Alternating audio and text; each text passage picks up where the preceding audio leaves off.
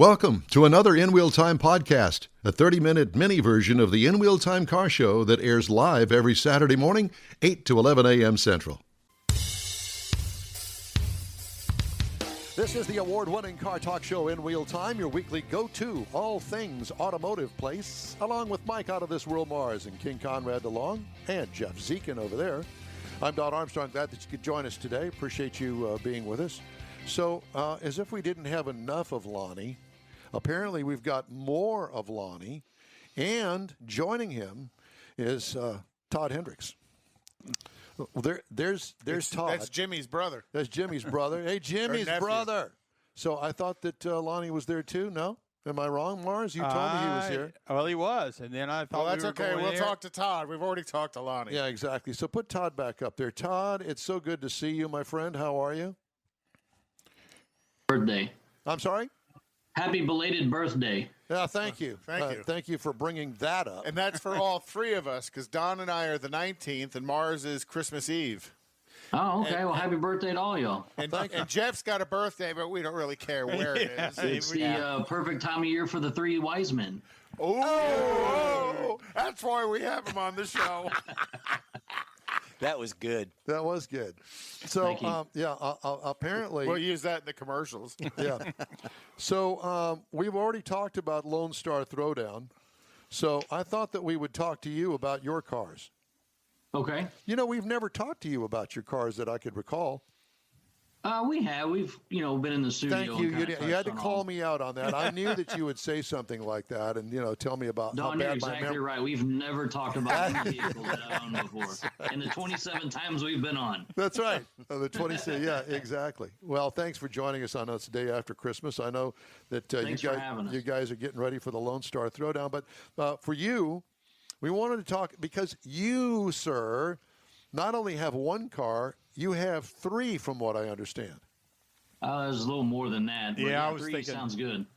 Okay, well, then you take charge and you just lead us into the garage and you just tell us what you got and we'll go from there. What's up first? I've got two Volkswagen Bugs, two Isuzu Space Cab pickups, two Toyotas. Weird. I got two of everything, like I'm building an ark.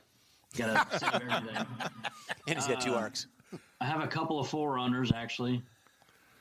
Yeah, it's getting weird. And I have an 04 Dodge Dually.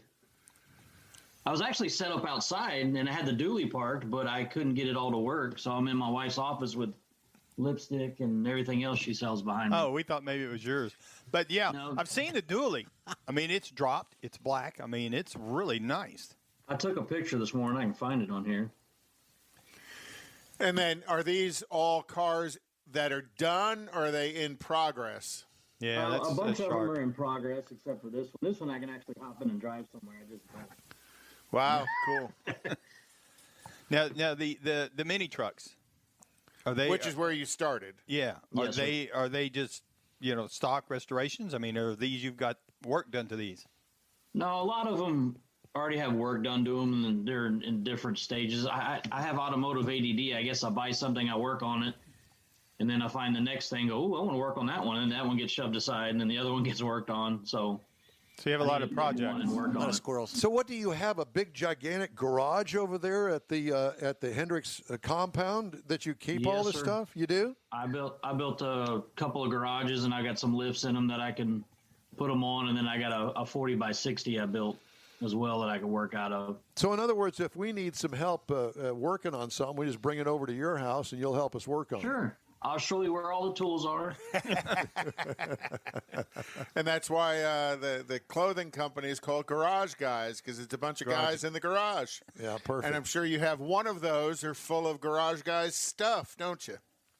Oh, that's actually, we've got all that in a storage out there by Lonnie on their end of the world. Well, what part of town do you live in? I live in Conroe. Okay. So there's the Conroe connection. I got that. Well, now. you just moved up there, last year before? We built a house here a couple years ago, and it just happened to be we wanted some land to build a home on, and we found 4 acres out here and kind of paid it down to build the home on it. Oh, good for you. Good for you. Just kind of coincident. Yeah. Now, what do you do something for a real living, or do you actually get out there and work the Lone Star Throwdown year round? No, sir. I'm in a family business. We rent refrigerated trailers of different shapes and sizes. I got you. I'm a refrigeration technician, so I'm able to fix, the big warehouse stuff. Oh, wow. That's skilled, and that's also requires certification, if I remember correctly. Yes, sir. That's not just something any little gomer can do. You gotta know what you're doing. A gomer. Gomer. All right. All kinds of technical terms I'm learning today. Yeah. Okay, so let's get back to the cars in the Hendrix collection. Okay, what you want to know? Well, we talked about the mini trucks, and we got to see do we have any pictures of the bugs? Not really. No, oddly enough, I don't. So what's special about the bugs? Why did you pick up 2 bugs? Well, that was my 71 was my first car. My parents bought me, and oddly enough, it got wrecked, and then I ended up getting my Isuzu. So the bug sat there, and I still have it. It's the one you got from 71. Yeah, well, it's. Say that again.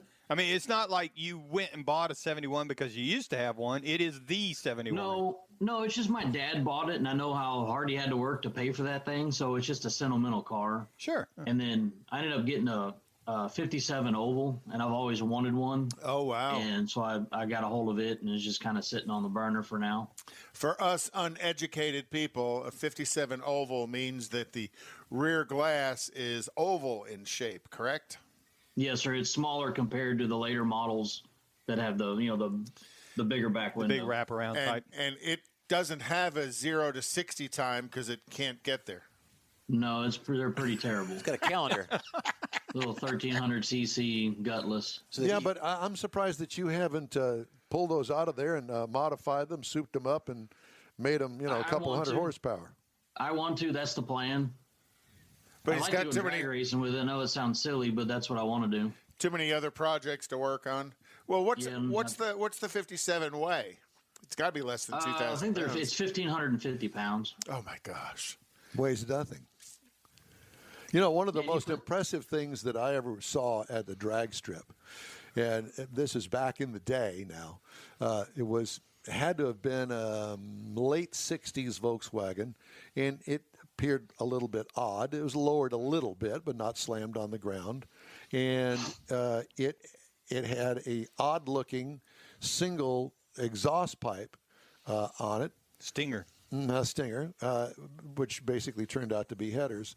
And I thought that this Volkswagen was the fastest thing on earth because it had a lot of engine modifications to it. I mean, that thing would fly. It would take off from the starting line like no tomorrow, like a top fuel dragster. Boom, it's gone, because man. there's no weight. There was no weight. And probably decent traction because the little bit of weight that is, it's all in the back anyhow.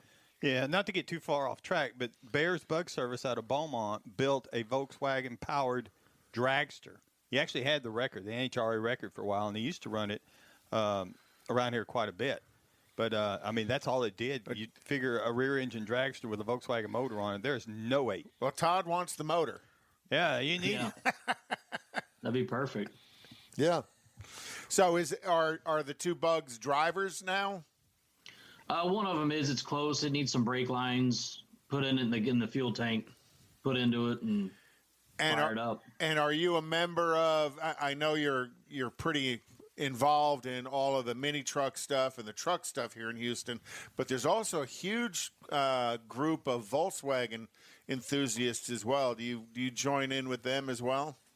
No, I really don't know any of those guys. I just go to the events whenever I have time, try to fit it in between working and going to all the truck shows we go to with garage gear. So that side keeps me busy enough where I end up missing a few of those. So, and I follow you on social media, and I know that you have been pretty active this year, at least as active as you can be, trying to get to as many of the big shows with garage gear as you can. How's that panned out this year with so many show cancellations? It's good. The brand grows a little bit every year, and that's what we're hoping for. So, yeah, I mean, just as long as we can keep that trajectory going, then it's worthwhile. Very good. Conrad and I are sitting here looking at each other. I was wanting to ask, your dually. You Yes, do sir. bring it out to the Lone Star Throwdown once in a while. I mean, you got to have some transportation back and forth. I know y'all Yes, sir. stay out there, literally. Well, we've kind of gotten to the point where we were staying in RVs and we just got tired of it. Lonnie and Jared and everybody, they stay at a hotel, and I'm 20 minutes from the park, so I'll drive home every night, sleep in my own bed. I'm much better rested that way.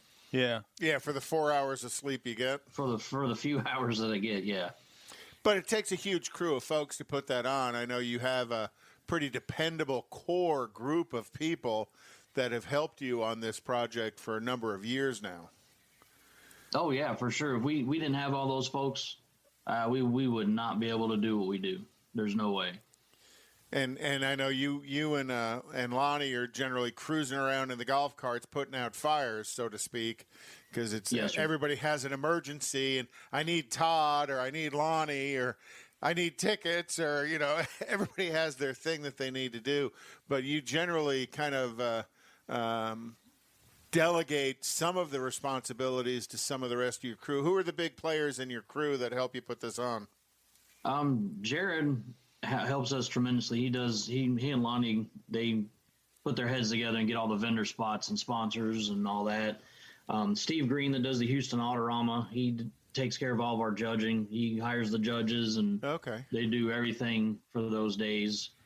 My wife, she does all of the vehicle check-in out back. She has a group of people and friends and family that help back there. And Lonnie's wife as well, she helps with the vendor gate, getting everybody in and settled. So it just takes a bunch of people. And with Jared, he works in the marine industry, if I'm correct. Is that right? Yeah. So he's got to kind of schedule his, and you have to schedule your work around, to a degree, Lone Star, because you spend so much time in, I'm going to say, probably most of February, kind of getting all of this ready to go. And then once it shoves off, you're there, basically 24 hours a day for 3 or 4 days in a row, aren't you? Well, we actually get to the park the Tuesday before the event, and in years past, I've been out there the Tuesday after waiting on equipment to be picked up, forklifts and whatnot. So it's a 10-day ordeal, and thankfully I work for myself, so I can still kind of delegate stuff over the telephone while it's all going on. Very good. So how many people do you think you had there last year? Spectators. That's probably a question for Lonnie. If I had to guess, it's 10 or 11,000 people. What? I think there were that many there when we were there. Oh gosh. Yeah. No, I mean, well, it seemed that way. Well, you got to remember they sell it as a 3-day pass, so it's a Friday, Saturday, Sunday pass. So that's how many people will come through over the 3 or 4 or the 3 days. Yeah. Oh, okay. Well, So, Todd, I have a friend of mine that I work with, and his dad passed away several years ago, and he inherited his dad's 1984 Nissan. And from what he's telling me here, that's the year that it went from Datsun to Nissan. Right. And so he has the 84 Nissan. And I keep telling him, I said, Mike, you need to really take that thing somewhere because rust is eating it away. And it's a Houston, Texas vehicle, but it's all original. And how do you go about actually getting a value on something like that? That's a good question. I mean, you sit on the internet and look at eBay and Craigslist, see what they're trying to get for that stuff. I mean, if he wants to pay for an appraisal on something like that, I don't know if it'd be worth its time, really. Do you think that they could get a couple $1,000s out of that thing? It just depends on how bad the rust is. Some people will stay away from it if it's Too rusted. huge, big holes, and because I don't think they make any replacement panels for those things, so it'll have to be handmade. It'll be a bunch of work. Or somebody that's going to do some serious modification and really don't care because they would do something Cut it different out there. anyhow. Yeah. Somebody would have to really want that truck and pay probably nothing for it to have that much work done to it. Yeah. Because it's unibody, and once those start to rust, they rust in certain places. It's basically irreparable, to some of the places where they stack layers of metal together. That's a lot of work to fix something like that. Yeah. So how many categories will you have this year at the show, and I know you have a pretty unique trophy program. Well, what we do is we do a top 100. So out of all the vehicles that Steve and them judge, here we're just doing a top 100. And I don't know that it's necessarily in any order. I mean, obviously there's one that scored higher than everybody else, but it's all a top 100. And then we've got a big batch of best ofs, best interiors, best paint, best engineered, longest distance. We got a whole bunch of that stuff. So have you seen this year's trophy yet? I know your trophy guy is pretty special every year. Yes, sir. Matter of fact, yesterday he sent us a bunch of best of awards that they've assembled. He and his parents, Phil and his parents, put the day in at the shop Christmas Day and bolted everything together and getting ready to package them and send them our way here pretty soon. So yeah, we just got a text full of that stuff yesterday. Don't they come from Canada? Yes, sir, they do. Yeah, so you're importing these trophies. Yes, sir. Hey. Hey. So, and I know through the years you've had some pretty big name shops bring some vehicles to show. I'm sure Extensive will have their display there. I think they're there every year. Who else you got coming this year? That's a good question. That might be one for Lonnie. I'm not real sure who they've got coming in during the week. Well, what good are you? I'm not real good at all. He's got lipstick. I'm good at making a three wise men joke. That's about it. Cut it off right there. Exactly. And sitting in front of your wife's makeup counter. Don, some of these colors would look great on you. I think that they would. Yes, they would, especially with those nice red They pumps go with of his mine. red pumps. What would be a good color for an olive complexion? Yeah, exactly. And the gray hair. All right. So we know that it's the last weekend in February. Am I not correct? February 26th through the 28th. Yeah. And tickets are $20, and $20 get you a 3-day pass. Yes, sir. That's a weekend pass. You can come and go every day. Yeah. LoneStarThrowdown.com if you want to look it up. And Lonnie had told us you still have a few spaces for registration. So anybody that's listening and you want to register, jump on it. Very limited. We're talking like 30 or 40 spots open left out of the 2,000. Yeah. Well, all right, my friend. Well, it's great to talk to you, as always. Thank you all very much. Thank you. And I hope that you had a Merry Christmas and be safe on New Year's. Well, we'll see y'all here in February, I hope. We got a spot whittled out for you. All right. Well, we appreciate that. Thank you so much, man. Great to talk to you. Take care. Y'all too. Good to see y'all. You Thanks, too. Todd. Todd Bye-bye. Hendrix, he's half of the team out there of the Lone Half Star. of the perpetrators of the perp- Lone Star the Throwdown. perps. That's exactly The right. three wise men. That was great. We were going to debut a new feature today called Ryan's Car Adventures. And we're not going to be able to do that, are we? No. No, it's not formatted in a way. Yeah, it's not formatted in such a way. See, I we're know that- using old technology. Ryan's a young man. He uses the newest and latest and greatest. Well, that's stuff. why we're going to bring him in on this show, because we need a little youth movement going on here. My switcher is a Betamax. Is that what it is? A Betamax. Lord, I made that mistake. Paid a fortune for that stupid thing. At any rate, so Ryan's Car Adventures. Ryan is a senior in high school. And I've been wanting to bring a youth movement to the show, at least for one segment. And Don's been hanging around the high school in the van. Yeah. Ryan actually is a hot rodder of the new generation. He's got the G35, and He's got it going. And it is one sweet-looking rod. Yep. And so the goal is for him to, when he goes out and get out and about town, to take his video camera and go and for all of us to be able to see some of this stuff. And a lot of the cars are what we used to refer to as rice rockets. Well, not so much anymore they're referred to that, because a lot of the cars these days that the kids are driving, 10, 15 years old, some of them are actually made here in the United States. Yeah. But and the ones that I saw in this video that we were supposed to show today, but are not because of technical issues, they're all in that category, 10, 15 years old. Some are newer, but for the most part, that's where they lie. And almost all of them have power adders, either a blower or, for the most part, turbochargers put on 4-cylinder engines. And let me tell you something. Wow. I saw some stuff there. You're going, are you kidding? Looks completely stock. At least one that I saw in particular. Looks completely but with a stock, hairdryer. but with a hairdryer on it. And it just is pretty incredible what these kids did. But, you look back in our day and age, and we used to do basically the same thing without power adders, but we would put a cam in it, all sorts of different things, headers, big tires and Gear wheels. ratio, And we'd do all that sort of thing. But these kids aren't doing that per se. But they do computer modifications to create power. They might put a small amount of spray on it, or a turbo, or a supercharger. Yeah. And then just the difference is the car doesn't necessarily visually change when they do these things because everything hides under. And the let's say hood. lower it a little bit or something. The ones that I saw, you're pointing at something? Yeah, that was a hint. I asked Roger to join us back because we couldn't do the video thing. All right. We got Roger. He sounds good. And we have the audio. Not Roger. James Rogerson. Sorry, James. Pick one. Oh, that's okay.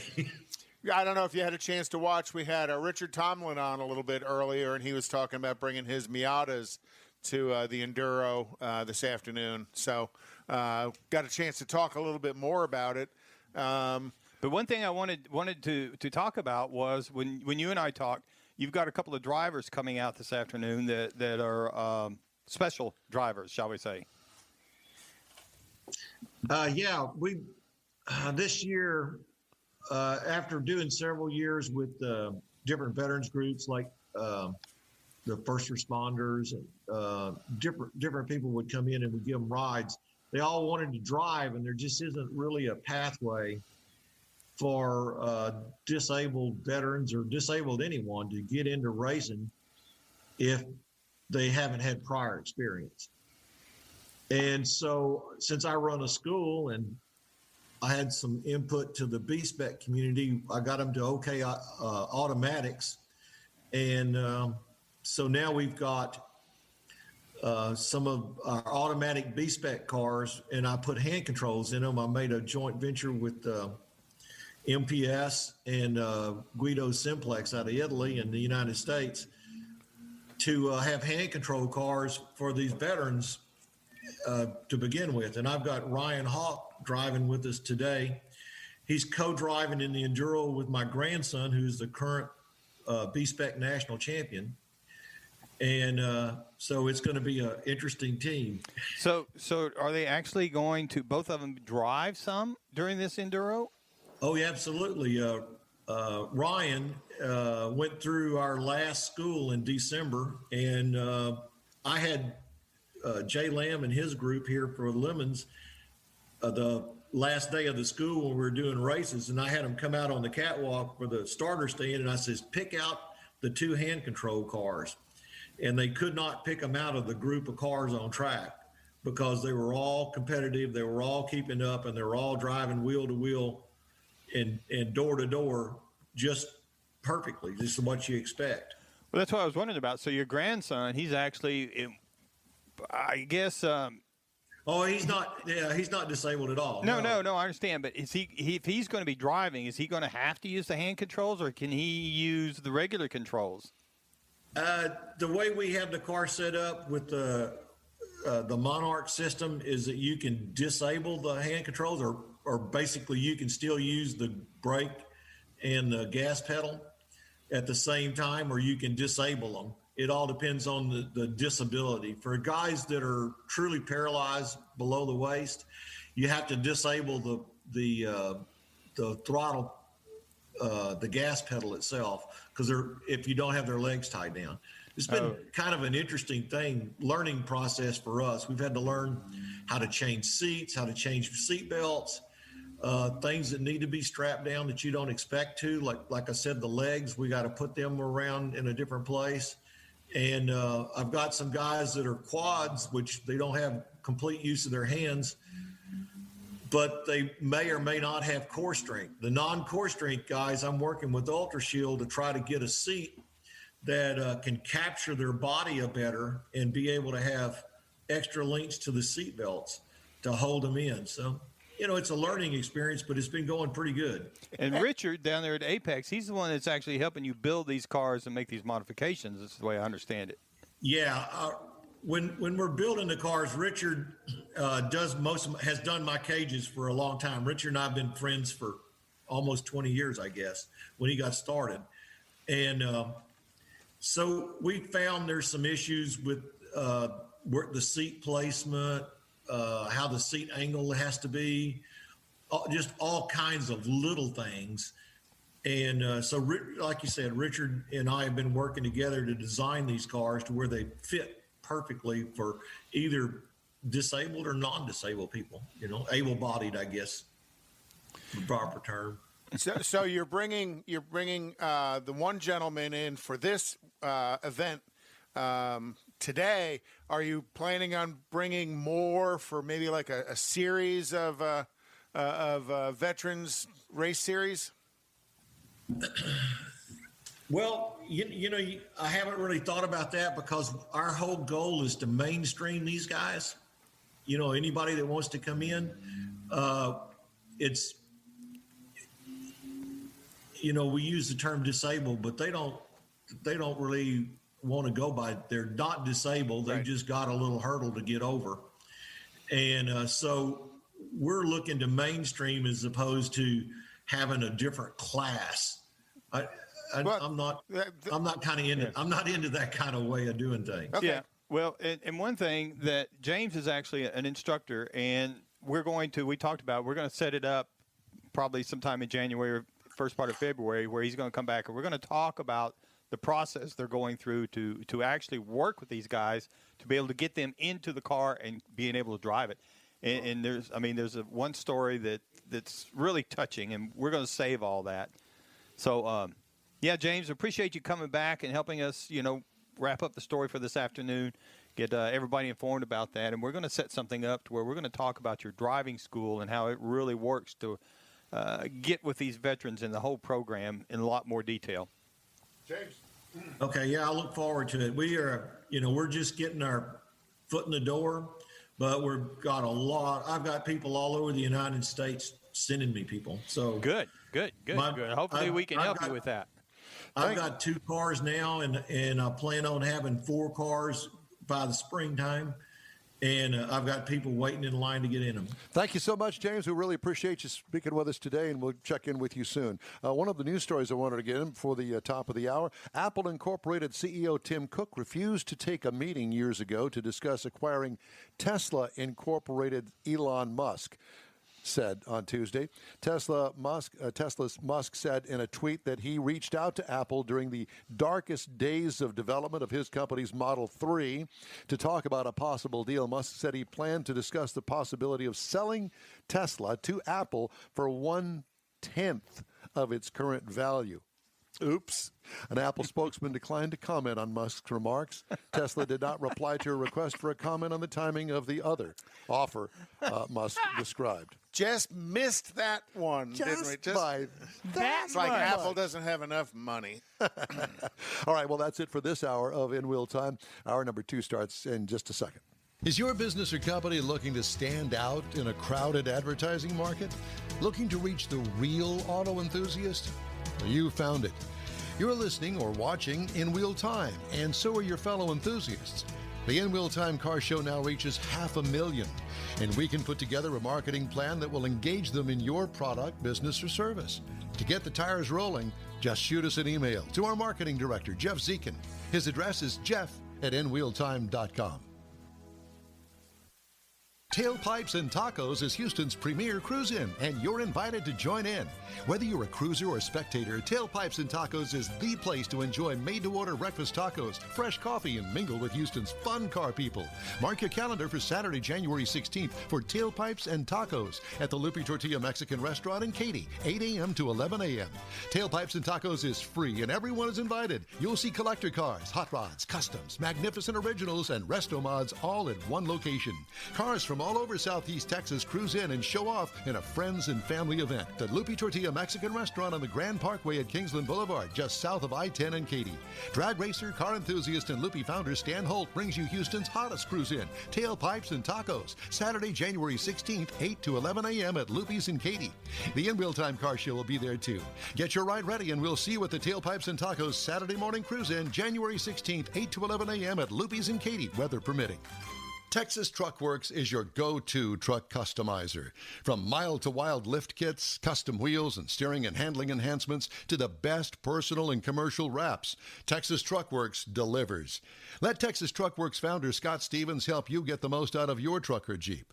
Texas Truck Works has decades of customizing experience, including power adders and complete engine swaps.